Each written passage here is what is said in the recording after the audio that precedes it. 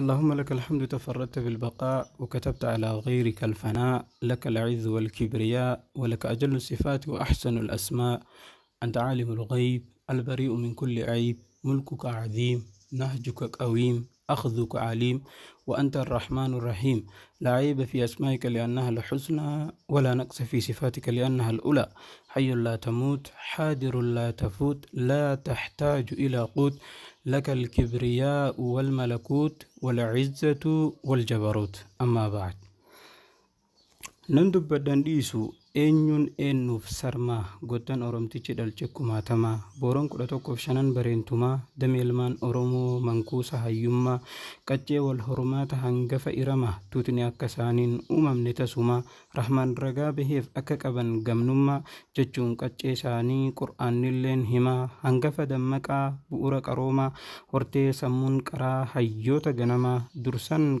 dursan bayyanootaan Giriikii fi Roomaa hojiin isaanii dinqii qabaachuun duroomaa daminnan gaggaarii burqaa falaasamaa caayaa shanan odaa tan heeraaf qubsumaa ugguree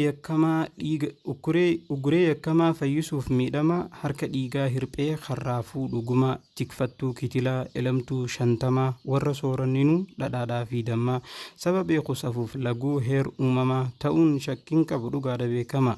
arra sirna gadaa yuuneskoonuu hima ree seenaan teenyatun maalumaaf dhokfama kan barreessee miti kan himeehuu yakkamaa ta'e akka bosonutti rasaasan waadama tanaaf wareegaman mul'isuuf eenyummaa akka abdii qopheef Abdullaa Abbaa Jirmaa waaqoof Haajii Aadam urfoo jiloof caamma yaayadhaa fi jaarraa daraaraaf jaagama hunda isaaniit urjii kam dhiiseen kam hima